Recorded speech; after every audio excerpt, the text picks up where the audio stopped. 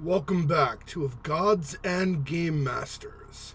We continue our world building series today with Worldbuilding, Regan Cosmology, using my setting of the successor states of Rega as an example of how a cosmology might be built. In previous installments, we've talked about the gods of Rega. We've talked about creation and how the peoples and nations of the successor states came to be. But we've only lightly touched on a pretty big topic. Cosmology. How is the world put together?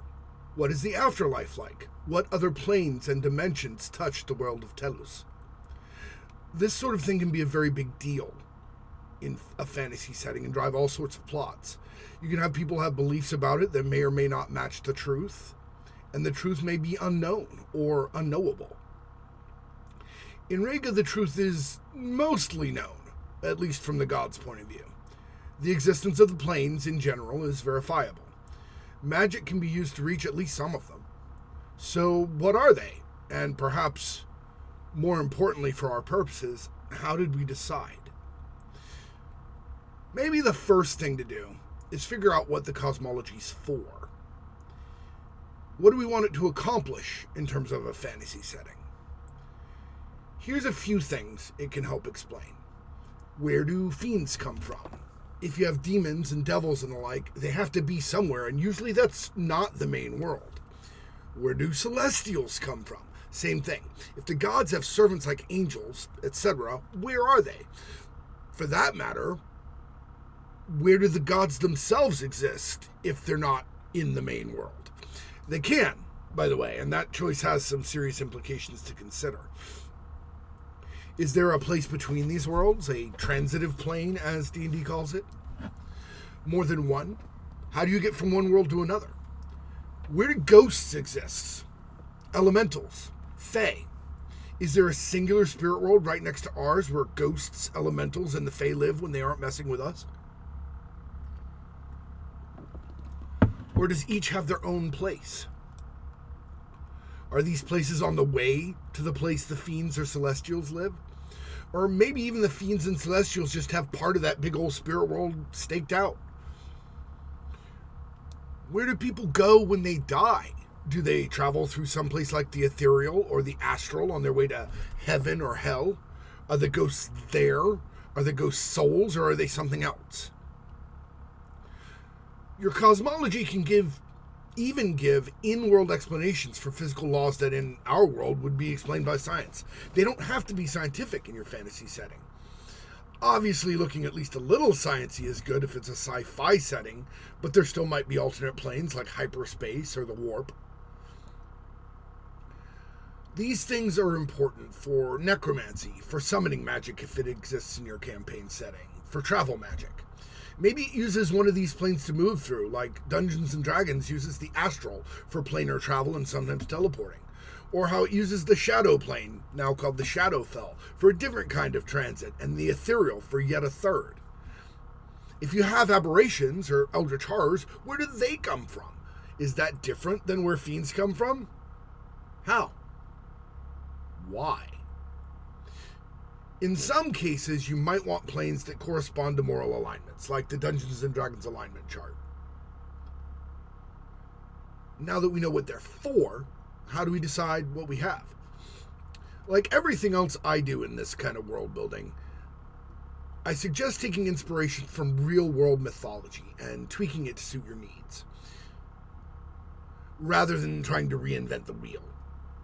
I even recommend this over taking Dungeons & Dragons itself as an inspiration, because in many cases, Dungeons & Dragons Pathfinder's base cosmology is needlessly complicated and confusing, and is sort of built up by accretion over a lot of years, rather than being built with a real purpose in mind. Now, don't get me wrong, there's nothing wrong with that, it's just not how I roll. So, which mythology do we use for inspiration? Just like with the gods, it's pretty simple. The one you think is the coolest. Or even better, the ones you think are the coolest, remixed. You might build your cosmology like the Norse world tree, Yggdrasil, with the tree itself being the way between worlds and the worlds being in the branches on the trunk and between the roots. When I wrote this, I did not in fact know that Kobold Press's Midgard uses part of that cosmology in their Labyrinth and Midgard settings, but it's super cool. You might have a singular spirit world like many animist cultures where Fae live in one place, nature spirits another, elementals another. And Fae might actually just be nature spirits or elementals, but folks always seem to see them differently. But they're all in the same plane, with like gods and celestials have a stronghold in a different area there, or different strongholds depending on the god. Galunladi from Tsalagi or Cherokee myth seems to be a little bit like that.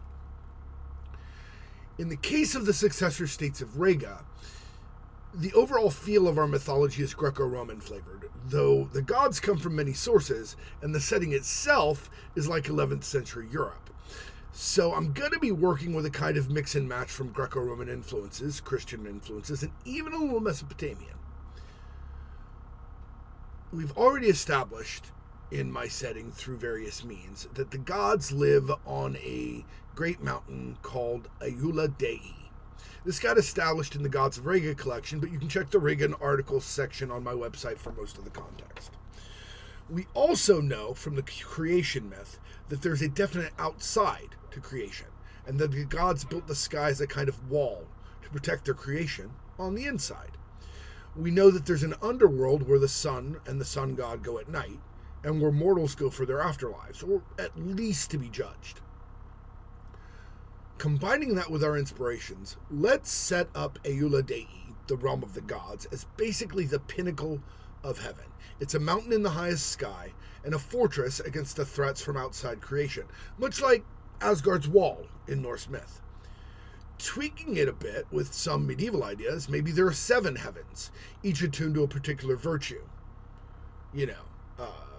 Justice, prudence, etc., and watched over by the incarnation of that virtue, lesser gods or greater angels in the Greek or Christian modes, respectively. Those 7 heavens sit around the peak of the great volcanic mountain that is Eula Dei. At its base, it touches the world, as well as the empty field where the rivers of Maria, the goddess of the sea and waters, flow below into the underworld. Many of the dead rest forever in the underworld. Only truly exceptional beings are asked to serve the gods and celestials in Eula Dei or any of the heavens. At the base of the mountain, then, is where it touches the world.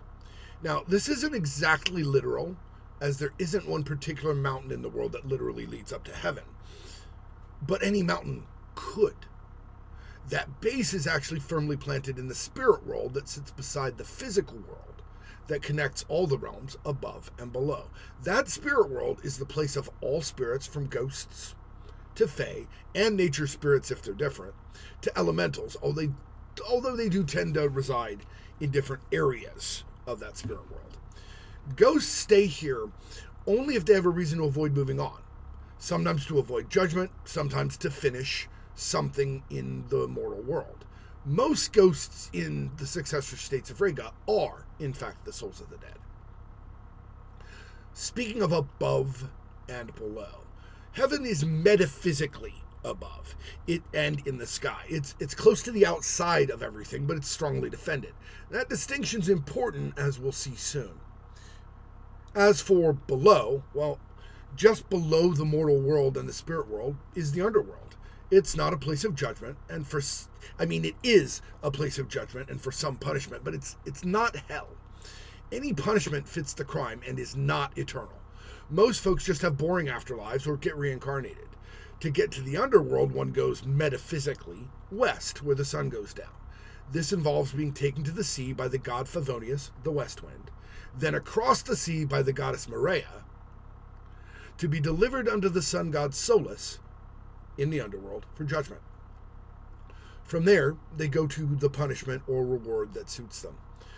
But there is further below and further from heaven, because the 3 dark gods entered in at the beginning, as detailed in the creation myth and Gods, the Matter of Creation. So down there, lower than the underworld, is hell, the evil mirror of heaven. There are 7 hells, each deeper than the last, places of horror and torment, but also power and prestige. They're ruled by 7 archdevils, one for each deadly sin, lesser gods of darkness who serve the Dark Three and form the pantheon of the corrupt, now mostly destroyed, Carthian nation. At the very bottom is the domain of the Dark Three itself, the hideous opposite of a Eula Dei, a pit to the outside, which the siblings have their domains in a triangle around. The deepest part of this pit is where the body of Invidia landed, and is called the Abyss. Fiends that serve the Dark Three include all sorts of demons and devils and other things. Eldritch horrors enter the world through the pit and are usually turned to the purpose of Enteritus, but not always. Sometimes things get through on their own, for their own purpose. To answer the question of travel, most traveling spells access and channel the spirit world in some way, as it combines what Dungeons & Dragons would call the ethereal, the Feywild, and the Shadowfell, and the astral all into one. The different spells just access different aspects or properties of it. At some point, I'll explain the process I used to devise the 7 sins and virtues, and the 7 hells and heavens specifically, as kind of an expansion on Pantheon building, and why I did it. Thanks for listening. Do me a big favor. Like, subscribe, tell your friends. Come see me for all your world building needs. Thanks. Ciao.